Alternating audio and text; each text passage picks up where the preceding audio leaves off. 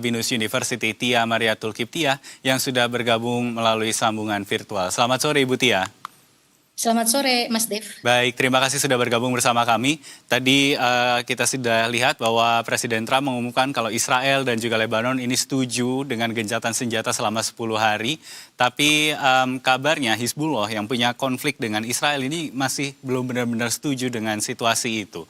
Nah, apakah gencatan senjata ini bisa benar-benar berjalan? Walaupun tadi kita sudah lihat warga Beirut sepertinya sudah mulai merayakan gencatan senjata itu.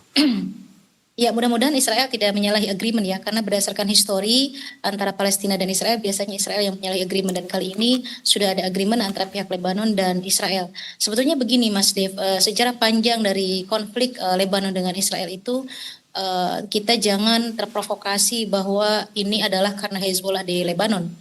Hezbollah di Lebanon itu kan warga negara Lebanon, mereka bukan orang lain.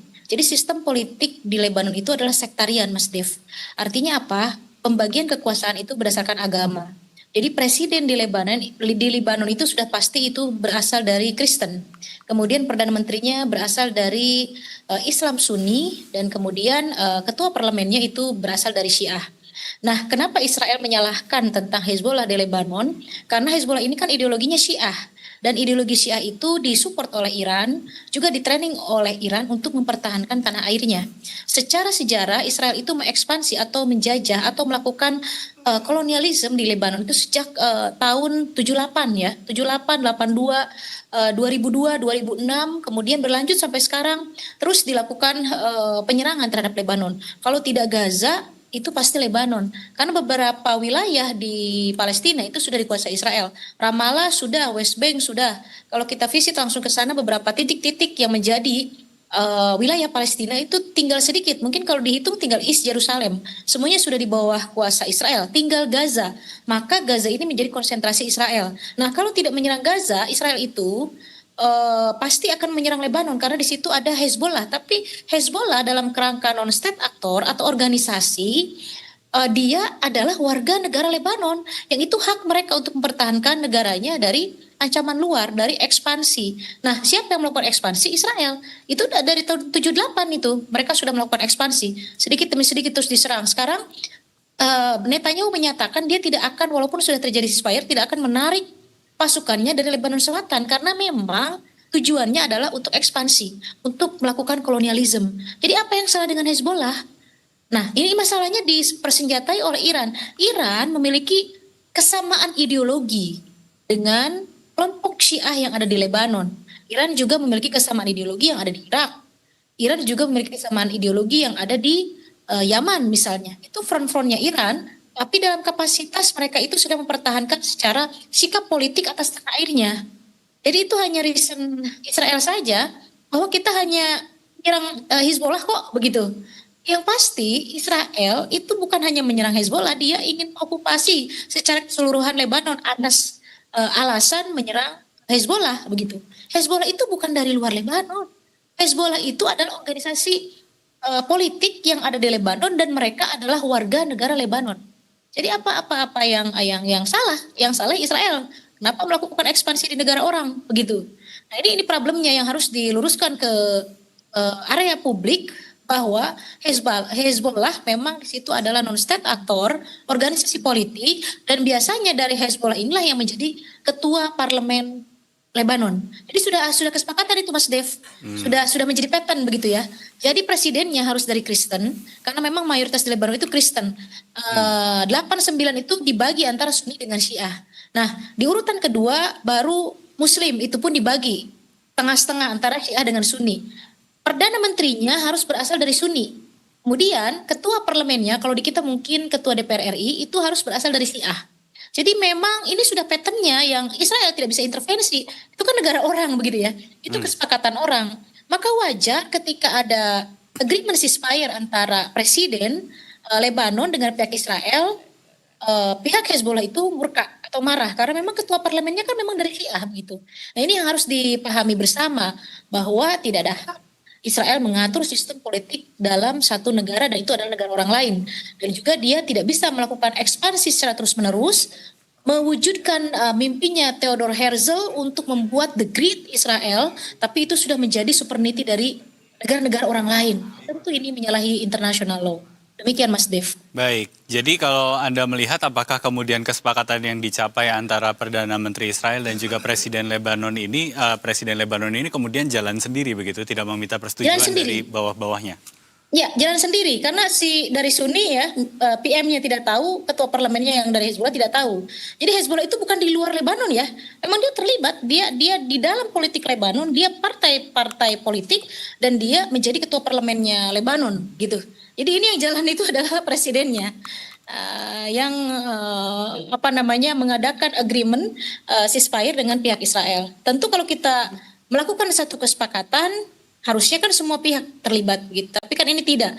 Makanya Hezbollah menyatakan bahwa kesepakatan itu sepihak karena memang dari mereka, terutama dari PM dan dari ketua parlemennya itu mereka tidak tahu menahu, Mas Dev. Baik, jadi ini mungkin yang kemudian jadi penyebab begitu ya dari walaupun gencatan senjata ini sudah berlangsung, tapi ada sebagian wilayah yang masih terdengar adanya suara-suara tembakan, suara-suara konflik ibaratnya seperti itu.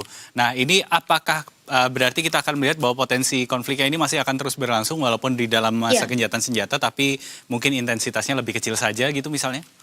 Iya, akan terus terjadi karena kan Israel memang begitu ya.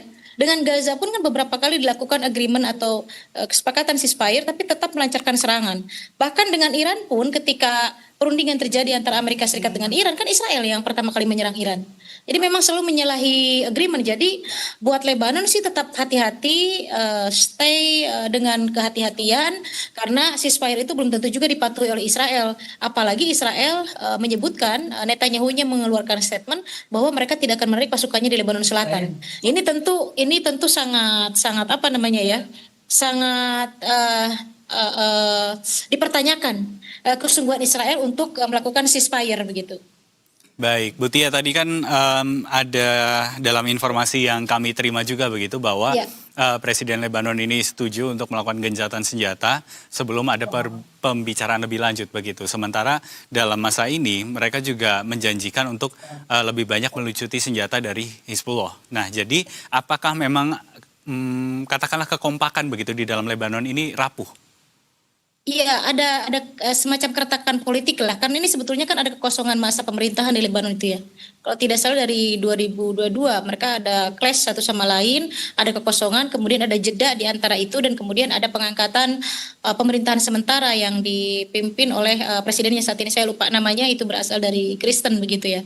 Jadi memang ada kekosongan karena memang konflik sektarianisme yang ada di Lebanon dan ini dimanfaatkan Israel untuk melakukan ekspansi. Seharusnya dari tiga sekte itu, dari tiga agama itu bersikap solid sama seperti yang Iran lakukan saat ini, rakyatnya solid, pemerintahnya solid sehingga susah ditembus dari intervensi oleh negara lain.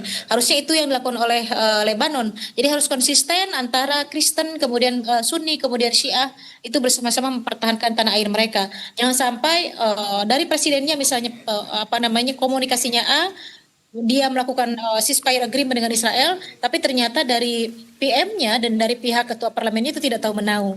Nah ini tentu rapuh perjanjian ini, ceasefire ini.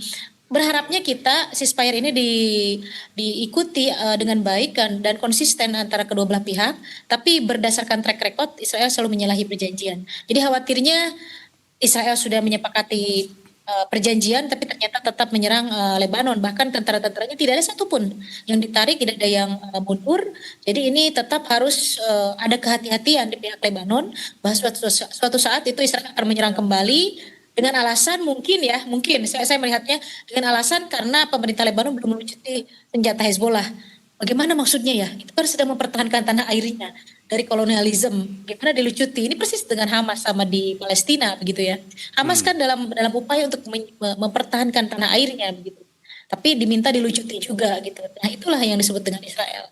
Jadi memang susah begitu ya. Kolonialisme itu merasa memang dia yang benar, makanya di undang-undang kita juga disebut bahwa anti kolonialisme, anti penjajahan dan harus dihapuskan kan begitu, jelas tertera di undang-undang kita karena memang madaratnya luar biasa untuk kemanusiaan, Mas Dev. Baik, kalau begitu Bu Tia, ini tentu kita berharap ini gencatan senjata betulan begitu ya, jangan sampai hanya di permukaan saja begitu. Ya, tapi dengan rentang waktu yang hanya 10 hari ini, ya mudah-mudahan nanti bisa menghasilkan sesuatu yang baik, termasuk menular juga ke gencatan senjatanya Amerika Serikat dan Iran, Ya, yang kemarin sudah disepakati 2 minggu, mudah-mudahan juga akan diperpanjang dengan ini. ya, Baik, terima kasih banyak Ibu Tia sudah bergabung bersama kami di Berita Satu Sore untuk hari ini. Terima kasih untuk pandangan dan analisanya, selamat kembali beraktivitas Bu Tia. ya.